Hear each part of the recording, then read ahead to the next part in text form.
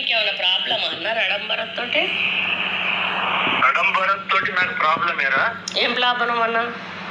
ఇక నేను పర్సనల్ గా మాట్లాడతాను, ఫోన్ లో మాట్లాడతాను. పర్సనల్ గా కాదన్నా, ఇప్పుడు ఆయన మా ఆధ్వర్యంలో జాయిన్ అయ్యిండు, నేను ఒక మినిస్టర్ని. ఆయన జాయిన్ అయిన కోపం కాదు అసలు, యాటిట్యూడ్ నాకు నచ్చగానే. యాటిట్యూడ్ అంటే ఇన్ని సంవత్సరాల నుంచి మాకు పని చేస్తా ఉన్నాడు కదన్నా, లేని యాటిట్యూడ్ ఇప్పుడు కొత్తగా ఇప్పుడు మీరు జాయిన్ చేసుకున్నారు, నేను ఇప్పుడు ఏం మాట్లాడతాను చెప్పు. అంత ముందు నాతో ఒక మాట, మీరు ఈ మాట అని ఉంటే నేను డెఫినెట్ గా మీ దగ్గరికి వచ్చింది. ఇప్పుడు నన్ను మేయర్ ని జాయిన్ చేసుకున్నారు కాదన్నా, నా దగ్గర మేయర్ ని జాయిన్ చేసుకున్నారు. మేయర్ జాయిన్ అయిన విషయం నాకు తెలియదు కదా. ఇప్పుడు ఆమె మీకు సంబంధం కదా, నా కాన్స్టిట్యున్సీ ముచ్చడి చెప్తానా, నాకు తెలియకుండా మేయర్ ని జాయిన్ చేసుకున్నారు. ఇప్పుడు నా ఎంబడి నేను తిప్పుకుంటలేనా? కాంగ్రెస్ పార్టీ కోసమే కదా ఆయన తిరిగేది, వేరే దేనికోసమో కాదు కదా. ఈరోజు రాజ్ కుమార్ని తెలుసుకొని రాజ్ కుమార్ని లీడర్ని చేస్తా, భరత్ ఎవరు, భరత్ కొండమురళి వర్గము అని అంటే, ఇప్పుడు వర్గాలు పెట్టాలంటే మొత్తం పరకాల నియోజకవర్గం అంతా వర్గాలు చేద్దామంటే చేద్దామన్నా, మాకేం ప్రాబ్లం లేదు. మీరు వర్గాలు అనేటువంటి మాట మాట్లాడడం కరెక్ట్ కాదు.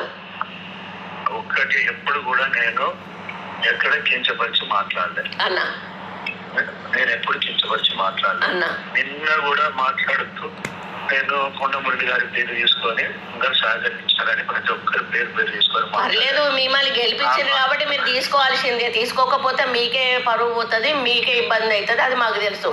ఇప్పుడు భరత్ అనేవాడు, భరత్ కాదన్నా, కాదు ఇది ఇక్కడితో తెగాలన్నా. ఎందుకు అనంటే, మీరు ఒకరిని విడిగా చేసి మా వెంబడి ఉంటాను అనేటువంటి మాట చేసి, ఇప్పుడు 30 ఏళ్ళ నుంచి ఉన్నటువంటి అభిమానాన్ని అయితే చంపుకోలేరు కదన్న వాళ్ళు. ఇప్పుడు మీకు పని చేయకపోతే మీరు అడగాలి, మీకు పని చేయ అన్న. సౌజన్యతో సహా వ్యతిరేకించారు వాళ్ళు. సౌజన్య సొక్కమా అన్న? సౌజన్యం అన్న సొక్కమా? సౌజన్యను ఎంపీపీ చేసింది మేము, ఎంపీపీ కావాల్సింది భరత్. అయినా కూడా ఇచ్చిన మాట కష్టపడరు. ఆవిడను ఎవరు దేకరన్న, కొండమురళి పేరుతోటే ఆమె దేకుతాండ్రు. ఆమె ఇప్పుడు మేము ఉంటే అవిశ్వాసం పెట్టి ఆమెను దింపేటోళ్ళం. అవసరం అయితే ఇప్పటికి కూడా మేము దింపడానికి వెనకాడం. అట్లాంటివి చేస్తే మాత్రం మొహమాటం లేకుండా చెప్తాను అన్న. ఆమె ఎవరన్నా అసలు సౌజన్యాన్ని, ఆమె ఎవరన్నా జనానికి ఎవరు పరిచయం చేసిండ్రు సౌజన్యాన్ని? ఎవరిని? అవసరం లేదన్నా మాకు. ఇప్పుడు మీతో కూర్చొని డిస్కస్ చేయాల్సిన అవసరం లేదు మాకు. ఈ భరత్ అనేటోన్ని అవమానపరచడము అంటే మమ్మల్ని అవమానపరచడము. మేము తీసుకున్న క్యాండిడేట్ను మీరు యాక్సెప్ట్ చేస్తలేరు అంటే మమ్మల్ని అవమానపరచడము.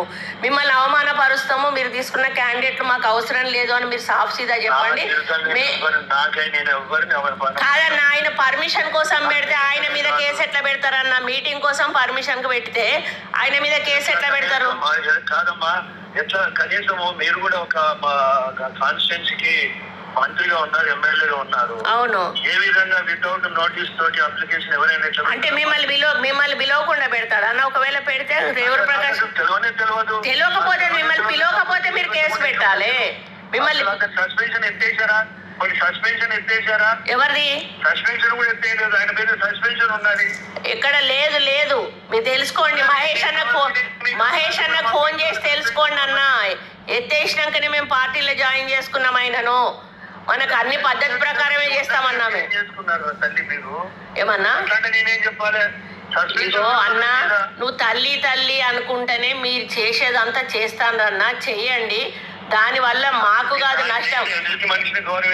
అదే నేను కూడా అన్నానే మాట్లాడుతున్నా, మాట్లాడతానన్నా. నేను కూడా మిమ్మల్ని ఎక్కడ గౌరవాన్ని తగ్గించట్లేదు, తూలలేదు. కానీ కాదన్నా, ఇప్పుడు మమ్మల్ని నమ్మిన బంటూ అనొద్దు, అవసరం లేదు.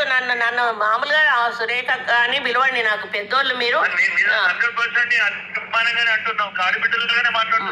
అవును, కానీ ఇప్పుడు మీరు రాజ్ కుమార్ ని జాయిన్ చేసుకుంటాన్రు కాదన్నా, రాజ్ కుమార్ ని జాయిన్ చేసుకుంటాన్రు. రాజ్ కుమార్ పార్టీకి ఎంత నష్టం చేసిండు అనేది మీకు తెలియదా అన్న? మరి పార్టీ నుంచి ఉట్టిగానే మేము పంపించినాం ఆయనను. ఏదైనా మండల నాయకత్వం యాక్సెప్టెన్స్ తోటే చేస్తానరా అని చెయ్యను. ఇప్పుడు ఏ మండలి ఎవరు వాళ్ళు వద్దన్నోళ్ళు ఎవరు ఈయనను? ఇప్పుడు ఇక వాళ్ళ సౌజన్య ఏమైనా కాంగ్రెస్ పార్టీలో పుట్టి పెరిగిందా? ఆమె ఎన్నెన్ని ఎక్కడెక్కడ ధర్మారెడ్డి గారి దగ్గర పైసలు తీసుకుందో నేను చెప్పనా? అంతటి కుమ్ముక్క అయిపోయి చెప్పాలి నాన్న, చెరువుల కాడ కుంటల కాడ పైసలు తీసుకొని. అవును, మరి అట్లాంటి వాళ్ళు పార్టీలో ఉన్నప్పుడు పార్టీ కోసం 100% తెలియంది కాదు, మీకు తెలియడానికే చెప్తానా. సౌజన్య అన్నది అంటే సౌజన్య క్యారెక్టర్ గురించి చెప్తానా. ఆమె నెక్స్ట్ టైం మీకు ఎమ్మెల్యే క్యాండిడేట్ గా ఆమె ఆస్పరెంట్ గా ఉంటది. ఆమెకు అంత పిచ్చి, ఏది పదవి అంటే అంత పిచ్చి ఆమెకి, మీకు తెలుస్తలేదు ఆమె గురించి. 0.1% కూడా తెలియదు మీకు ఆమె గురించి. మేము చెప్తాము, అనుభవించిన వాళ్ళం మేము చెప్తాము. ఆమె భరత్ ఎంపీపీ భరత్ కావాలన్నా పొరపాటున ఆమె అయింది. మేము అసమ్మతి పెడతామన్నా, చూద్దాం ఇక ఆమె ఎంపీపీ ఎట్లుంటుందో చూద్దాం. మేము అసమ్మతి పెడతాం. రేపు ఆమెను గద్దె దించుతాం. రేపు గద్దె దించుతామన్నా ఖచ్చితంగా సౌజన్యను గద్దె దించుతాం. భరత్ను మేము ఎంపీపీ చేస్తాము. మీరు ఇట్లనే ఆయనను విడదీస్తే మాత్రం తప్పనిసరిగా గీజుగొండలో మాత్రం వర్గపోరు అయితే నడుస్తుంది అన్న. మేము ఉట్టి ఊరుకోం. గీజుగొండ అనేది మా సొంత మండలము. అక్కడ ఎవరికి అన్యాయం జరిగినా కూడా మేము నోరు మూసుకొని ఊరుకోము. మాకు అవసరం లేని వాళ్ళని కూడా మీరు ఎంటర్టైన్ చేసినా కూడా మేము ఊరుకోమన్నా. మిగతా కాన్స్టిట్యున్సీలలో లేదు. మీరు రాజ్ కుమార్ని తీసుకుంటే మాత్రం ఖచ్చితంగా మేము అక్కడ వర్గపోరు స్టార్ట్ చేస్తాము. అది ఖచ్చితంగా జరుగుతుంది.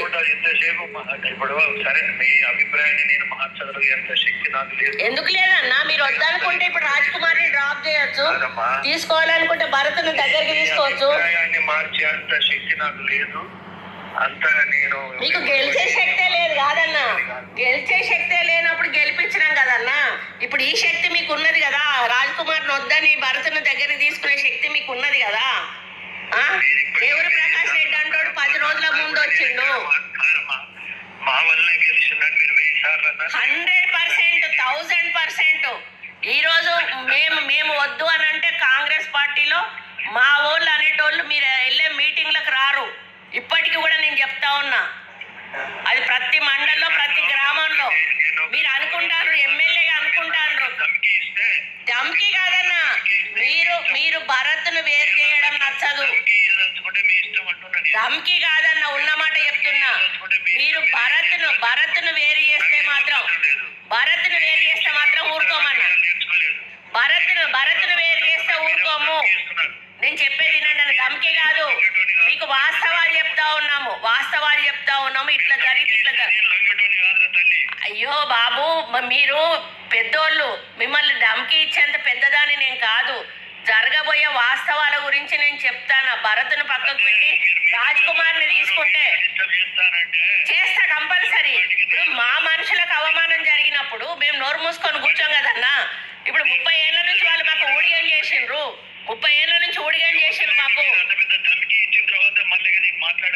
ధమ్కి అన్నా, ఉన్నమాట చెప్తానా నేను. ఆ సౌజన్య అనేది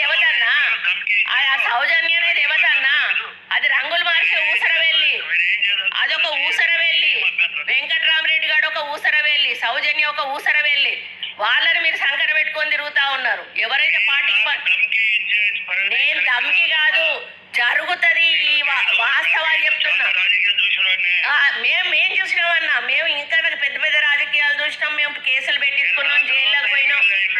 దయాకర్ రావు అటువంటి వాడికే మేము భయపడలేదు. మాకు అవసరం లేదన్నా. ఎందుకు నాకు గౌరవమే అన్నా. మీరు భరత్ను గౌరవిస్తే చాలు. నాకు ఇంకేం అవసరం. నేను అది కాదు, మీరు భరత్ గురించి చెప్పిన, భరత్ను తీసుకోకపోతే అది జరుగుతుంది అని చెప్పిన. భరత్ను ఎందుకు తీసుకుంటలేరు అని అడుగుతున్నా. రాజ్ కుమార్ని ఎందుకు తీసుకుంటున్నారు అని అడుగుతున్నా.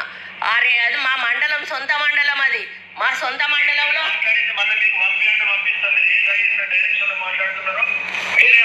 రికార్డ్ చేసుకుంటున్నారు కదా, చేసుకోండి. నాకేం ప్రాబ్లం లేదన్నా. రికార్డ్ చేయండి. నేనేం మాట్లాడలే. నేను అన్ని కూడా ఒళ్ళు దగ్గర పెట్టుకునే మాట్లాడతాను, మైండ్ దగ్గర పెట్టుకునే మాట్లాడతాను. రాజ్ కుమార్ని ఎంటర్టైన్ చేయొద్దు. భరత్ను మీరు కలుపుకోండి. పార్టీకి అక్కడ మేలు జరుగుతుంది అని చెప్తున్నా నేను. రాజ్ కుమార్ వల్ల పార్టీ నష్టపోయింది అక్కడ. భరత్ వల్ల పార్టీ పైకొచ్చింది, ఈమెతోటి మొత్తం అవినీతి జరిగింది, వెంకట్రామరెడ్డి గారు దొంగ, వెంకట్రామరెడ్డి గారు ధర్మారెడ్డి గారు తొత్తువాడు, వాడి దగ్గర పైసలు తీసుకొని బతుకుతాడు వీడు, వీడు దొంగ, వీనికి కూడా ఇచ్చిండ్రు ఇవాళ. మినిస్టర్ గారు ఒక్క సెకండ్ దయచేసి నా మాట వినండి. నేను ఫోన్ పెట్టేయడం అనేది నాకు సంస్కారం అనిపిస్తలేదు, బాగా అనిపిస్తలేదు. దయచేసి అర్థం చేసుకోండి. మీరు చెప్పిన నేను విన్నాను. మీరు ఏం చేయదలుచుకున్నా నేనేం అడ్డుపడటం కూడా కాదు, మీ ఇష్టం, మీరు ఏం చేసుకుంటారో రాజ్ కుమార్ విషయం ఏం చేద్దాం అనుకుంటున్నారు అదొక్కటి చెప్పండి. థ్యాంక్ యూ అమ్మా. రాజ్ కుమార్ విషయం ఏం చేద్దాం అనుకుంటున్నారు?